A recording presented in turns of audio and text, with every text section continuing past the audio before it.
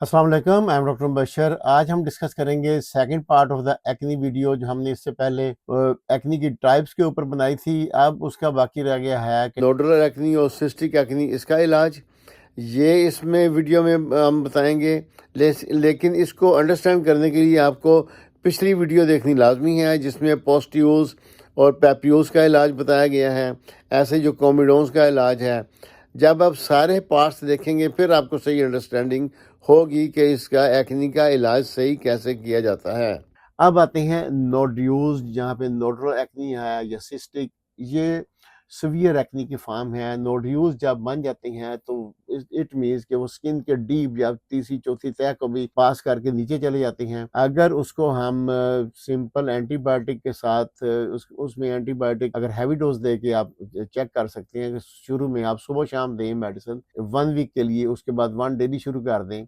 साथ आप लगाने वाली ऐसे ही एंटीबायोटिक जो है टॉपिकल क्रीम सुबह और शाम को लगाएं, या जेल या लोशन, और रात को रेटिनॉइड्स इस्तेमाल करें। तो फिर अगर वो 1-2 महीने में, 2-4 हफ्ते में या 1-2 महीने में अगर वो नोड्यूल सब साइड होना शुरू हो जाती हैं तो ट्रीटमेंट को जारी रखें। अगर नहीं होते तो फिर आपने ओरल रेटिनॉइड्स पे आना है। ओरल रेटिनॉइड्स ऐसे ही जो सिस्टिक एक्नी है, अगर जिससे सिस्ट बन जाती है, अगर बहुत ज़्यादा सिस्ट हैं तो फिर उसको मेडिसिन देके देख लें। अगर मेडिसिन से अफाका नहीं होता तो उसमें स्टीरॉयड इंजेक्शन भी लगाने होते हैं। ये काम आम डॉक्टर का नहीं है, ये काम करने चाहिए। अगर नोडुलर एक्नी है या सिस्टिक एक्नी है तो कोशिश करें जो डर्मेटोलॉजिस्ट है वो ही इसको मैनेज करे, वो बेहतर मैनेज करेगा। वो ज़्यादा, क्योंकि इसमें सिस्ट को बाज़-ओ-काल उसमें से फ्लूइड निकालना होता है सारा, ठीक है। उसमें स्टीरॉयड इंजेक्शन भी लगाने होते हैं, उसको ड्रेन करना पड़ता है। फिर उसमें जो ओरल रेटिनॉइड्स यूज़ करती हैं, oral retinoids FDA approved medicine है। ये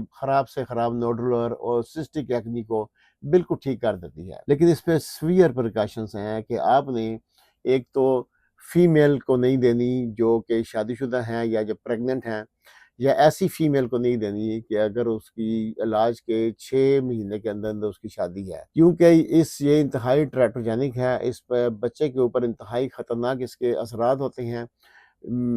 हमने प्रैक्टिस में देखा है, अक्सर लोग ऐसा करते हैं, जो ही शादी होने वाली दिन रखते हैं, दिन रखने के बाद बच्ची को ले आते हैं कि आप उसका इलाज करें, और चेहरा उसका बेतहाशा खराब होता है। पहले घर पे खुद ही टोटके करते रहते हैं। उस स्टेज पे डॉक्टर या डर्मेटोलॉजिस्ट कोई ऐसी मेडिसिन नहीं दे सकता जो बाद में उसके लिए नुकसान दे। जो ओरल रेटिनॉइड्स हैं, ये लेने से मुंह ड्राइनेस हो जाता है, आंखें ड्राई हो जाती हैं। अगर आंखें ड्राई हों फिर ऐसे ड्रॉप्स आपने आंख में डालनी है कि आपकी आंख ड्राई ना रहे, उसको भी मैनेज करेंगे। इसके अलावा ओरल रेटिनॉइड्स जो हैं, ये लिवर के ऊपर इसके असरात होती हैं। इसको मंथली बेस पे आपने एलएफटीज करवानी होती हैं। इस वजह से मैं ये रिकमेंड करूंगा कि कभी भी ना, आम डॉक्टर जो है जब तक जिसको इसकी समझ नहीं है वो कभी ओरल रेटिनॉइड्स इस्तेमाल ना करवाएं। ये सिर्फ जो डर्मेटोलॉजिस्ट हैं, स्किन स्पेशलिस्ट हैं, उनकी जो अंडर सुपरविजन इसकी जो इलाज होना चाहिए, तो फिर ही आपको अच्छे रिजल्ट मिलेंगे।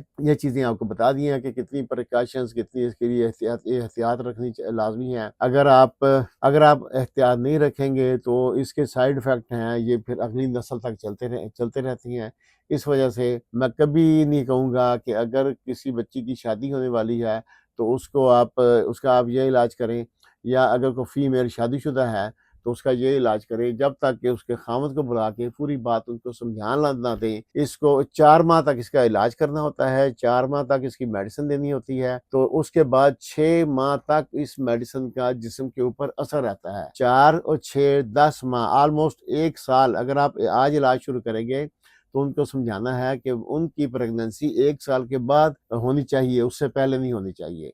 ये चीज़ें समझने की हैं। इसमें ये है जो रेजिस्टेंट केस होते हैं, जो इन तमाम चीज़ों से जो ठीक ना हो, तो नए इलाज आ गए हैं। लेज़र से आप इलाज करवा सकते हैं। फिर ऐसे मुख्तलिफ ब्लू और रेड लाइट्स, इससे इलाज करते हैं।